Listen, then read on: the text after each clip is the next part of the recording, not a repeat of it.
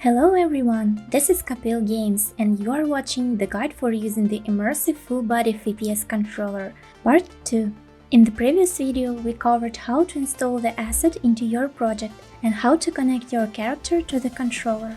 In this video, we'll go over the following topics. You can jump any section using the timestamps, animation overview and setup. Before getting started, I recommend copying the contents of the animations folder, creating a new Animator Controller for your character, and replacing all animations with these copies. This way you will have a dedicated animation set specifically for your character that we can safely modify. The first and most basic animation layer is idle. It contains only one animation that simulates breathing. The layer is always active, and the animation loops continuously, creating a subtle sense of movement through the character's lifetime. Because of height difference between man and woman, the arm IK is positioned too high. Let's fix that. Select the IK arm object on the first frame and move it down. Repeat the same for the second keyframe. Thanks to IK, we don't need to rotate each bone manually. We simply move the IK target, and the limb adjusts automatically. However, avoid fully stretching the limbs, it will break the animation. Repeat the same process for the other arm. To loop the animation, copy all keyframes from the first frame to the last frame. Now, let's preview the result.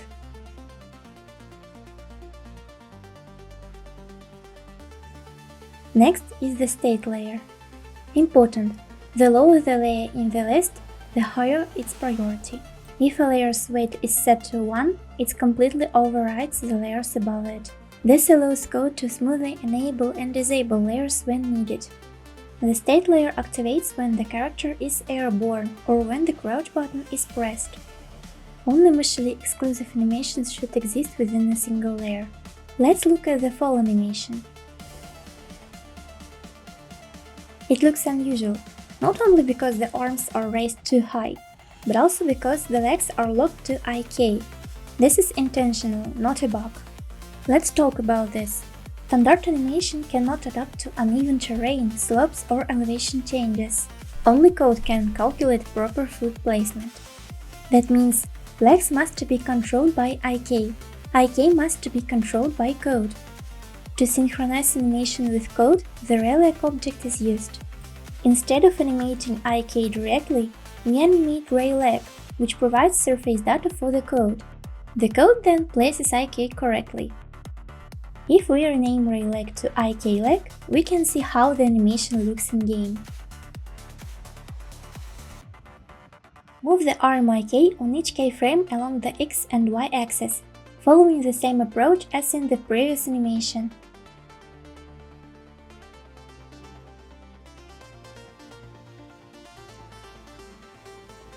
After editing, don't forget to rename IK leg back to ray leg. The crouch animation works the same. The only difference is that only one leg, the right one, is adjusted using ray leg. Next is the move layer, which activates when the player moves. It is more complex than the previous ones. It contains 3 states: run, walk, sneak. Each state is a blend tree. It bends between run forward and run back. The only difference is torso-tail direction. The leg movement is always forward. To move backward, we simply set the playback speed of run forward to -1. The same principle applies to walking and crouching, but without torso tilt. Open the run forward animation. Rename ray leg to IK leg to view the animation in its true form. Because women's legs are shorter, they may stretch too much in some frames. In addition, the character jumps too high due to the armature being offset along the Y-axis. Lower the armature on each keyframe to reduce the tension in the legs. Move IK leg on the frames where the issue wasn't resolved. Also relax the arm positions again.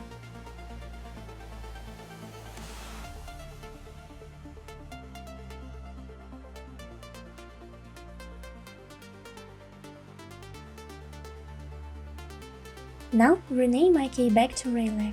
Don't forget about counterpart animation, run back.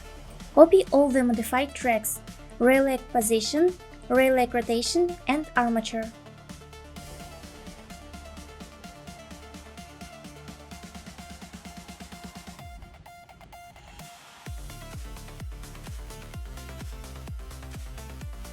There are still 3 layers left in the Animator Controller. Let's continue breaking them down.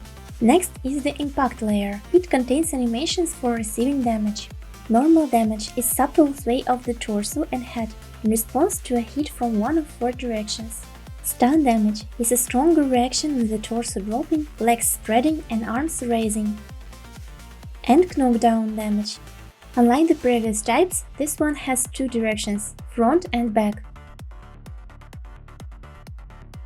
However, the animations are split into 2 stages, the fall and the stand, which play sequentially. Note that the standing up animations have the final frame in crouched pose. The rotation layer controls leg movement during turning. It has 2 sets, standing and crouching. Only one leg moves, the one opposite to the turn direction. The foot initially stays in place, then catches up after the body finishes rotating.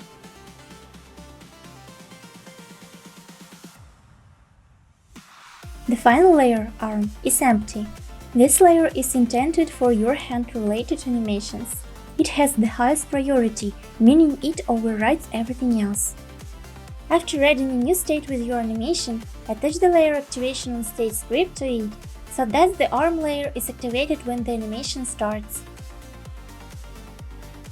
Implement your own logic, for example, a left mouse button click, and trigger the animation using any method that suits your setup. Many might wonder how to set up the controller when using an avatar-based animation system instead of traditional animations. I will demonstrate the process using a ready-made Mixamo animation. Behind the scenes, I performed the following steps. Created another copy of the player and the new Animator Controller for it. Created and assigned an avatar for woman and linked it. On the idle layer, created a single frame avatar animation with the hand IK disabled. On the move layer, replaced the walk animations with Mixamo animations, with the foot IK disabled beforehand.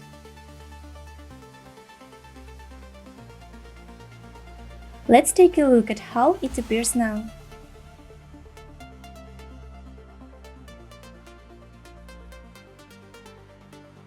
Result: animation works, but feet don't align with the ground. To enable foot targeting, follow 2 steps: blind the rail leg position to the animation and determine the supporting foot. First, for convenience, identify the frames where your foot contacts the ground. I do this using animation events. Later, this can trigger a method to play footstep sounds. Next, select the rail leg object and align it evenly through the animation to the foot bone's coordinates. Perfect precision isn't required. The key is that a keyframe exists at each animation event.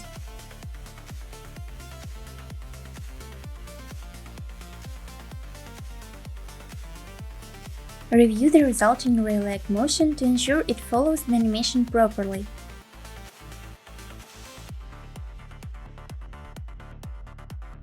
Great! Now at the marker points, enable ground connection on the rail leg objects for the leading foot and disable it when the foot is significantly titled.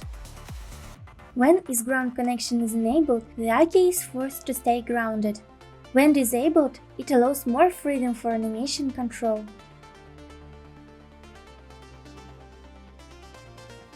Enable IK and rename rail leg to IK leg to restore the foot rotation for each frame.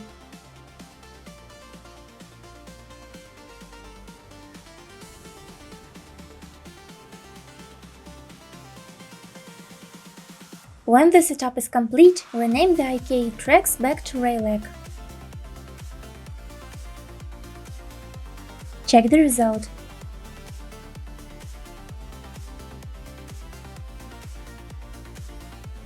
Much better now. To add or remove animation layers, change their index in Singleton script. This allows the entire system to reference layers correctly. Singleton also contains layer masks, physics layer indices, mouse sensitivity. Now let's move on to reviewing the numeric parameters. Move speed obviously defines the player's default movement speed. Speed sprint mode, multiplier for player speed while sprinting. Speed crouch mode, multiplier for player speed while crouching. Default is 0.5, meaning the player moves at half speed. Speed fly mode, the multiplier for player speed while airborne. Jump force, the upward force applied when jumping. Sleep angle, the maximum slope angle of which the player can stand without sliding. Crouch height, the height to which the character controller capsule is reduced when crouching. Time stun for stun, duration during which the player is unresponsive to input after receiving stun damage. Time stun for fall, duration during which the player is unresponsive while getting up after a fall. Damage height fall, the fall height at which the character will take stun damage. Critical height fall, the fall height at which the character will land flat on the ground. Character lower limit, the maximum downward offset of the player relative to the character controller capsule. Foot rotate, determines the default angle of the foot. Foot forward, defines the distance from the right leg to the tip of the foot. Foot back, defines the distance from the right leg to the heel.